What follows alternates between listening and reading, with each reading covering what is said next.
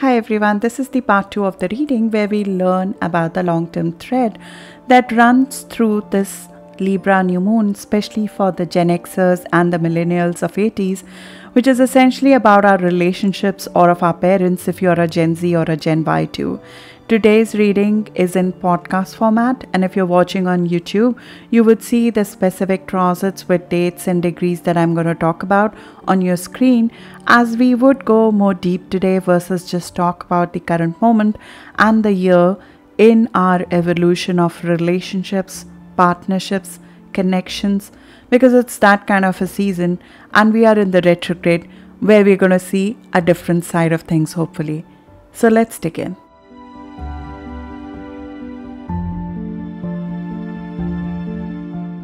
This new moon would be challenged by Uranus, as we might be asked to make an adjustment in the normally diplomatic Libra initiations to make sure that we are starting anew with a new psychology of need for freedom and being honest to our values, and those values have changed under Uranus and Taurus. When adjustments, they start taking away your individuality, they stop being a harmony. They become compliance. Chiron challenges this new moon to make sure that our identity wounds of the past, they are not carried forward. They are not carried forward in us becoming an example for our future generations who need to be bolder than us and surer than us in who they are. That we teach better than what we learned and make sure that none of our hardships, they go wasted in self-pity, but rather they grow as a seed of courage in someone else's garden. We start anew in our relationships and our connection to love and our connection to each other, acknowledging even if we may not agree on everything, we are here to bring our best self to each other, who's open to respecting the you in you and the me in me, despite our uniqueness. I'm ready to respect the you in you and the me in me in my actions, in my words, in my thoughts. In this moment of imbalance of our existence, Cosmos could not have brought more force behind the planets to write in bold in the sky, find your own balance. Seek your own balance, and from that place connect with others. The world at large is not going amok. We cannot say that when we cannot control our own thoughts and mind. In the first zodiac of interpersonal quadrant, we are asked to learn the art of respecting each other's thoughts and relearn the role that others play in our life, even though we might be on our own individual power trip or our own individual evolution to be the authority of our own life and time under the Pluto in Capricorn aspect. Relearn that when two people come together, it's not two physical bodies. There are two souls who have chosen their path of evolution carefully to be intersected because they're looking for something within which they cannot alone find. It's not to gain more security or to ward off loneliness or enhance economic or social significance, but to know our own mind through the eyes of another. Because sometimes it takes two to know oneself. Even though we might seek different things in another, astrologically that's shown by the sign and planet of your 7th house and its ruler. But across all that sort and another, the most we are looking for is not validation of what we already know or who we are. What sought the most is the side of me that I cannot see when I am with me or my chorus who sings the same tune as me.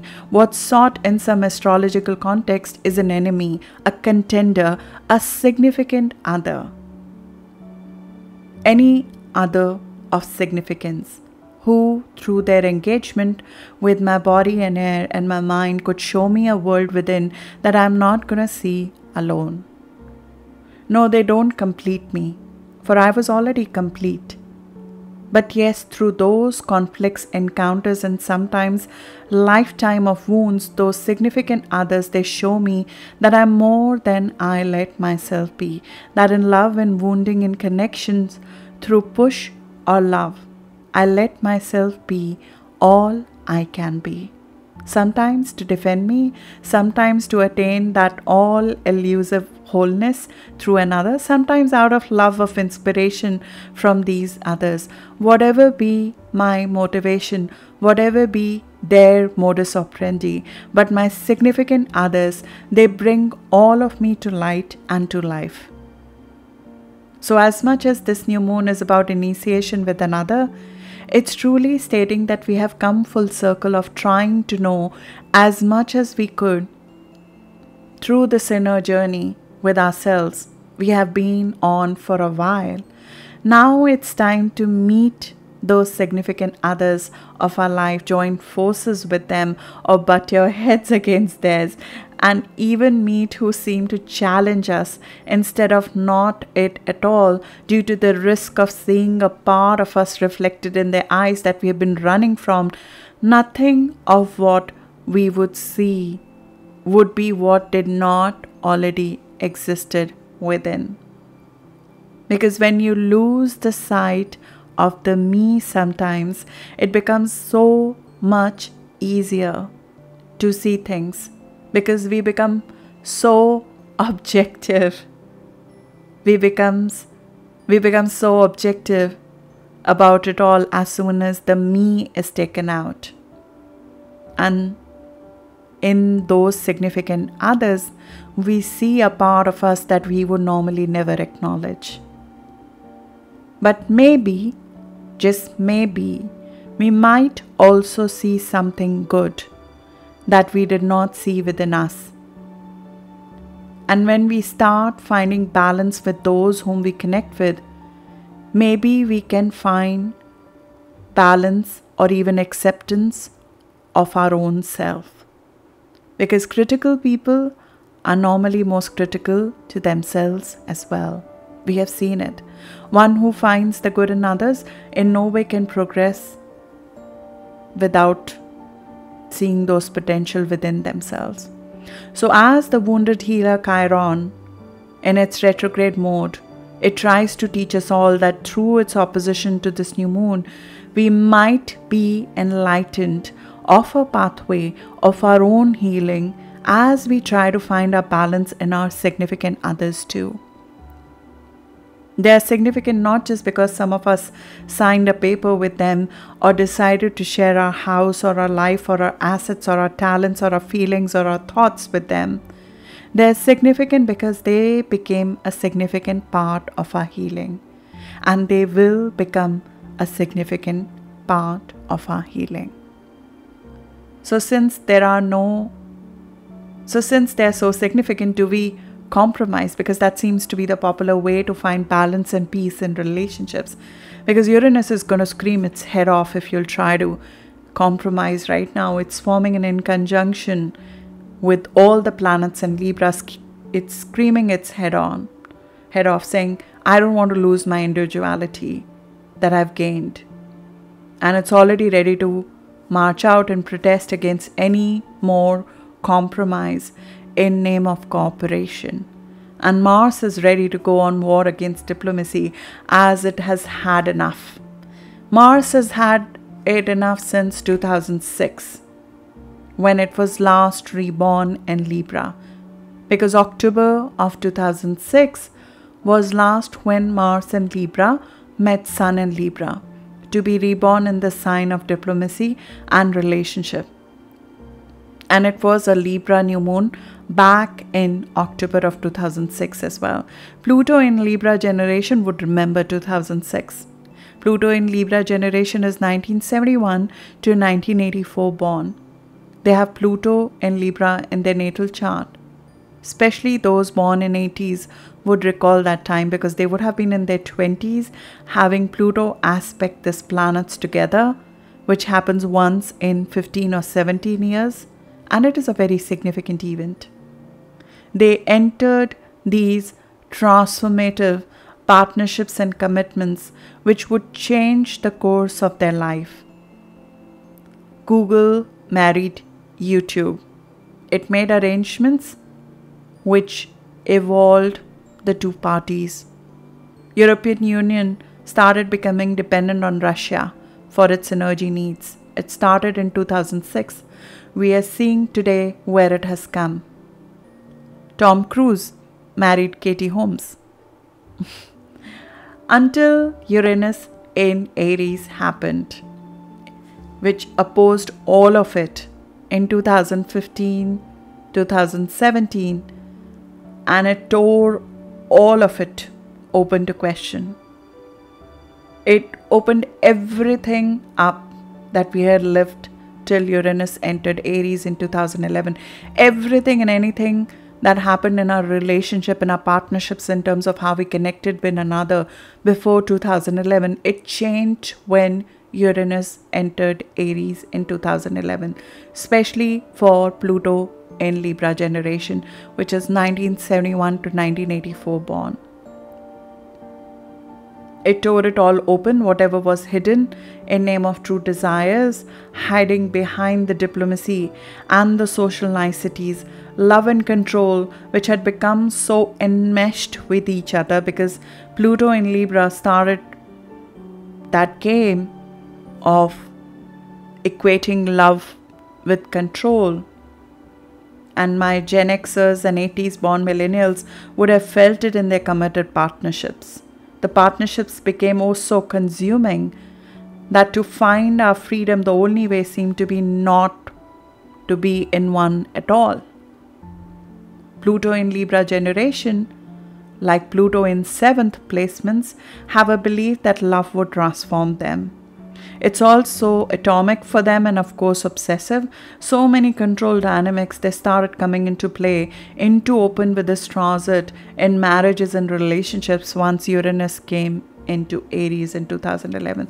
The phrase, "who wears the pants and trousers," was coined to mean what it means today when Pluto was in Libra.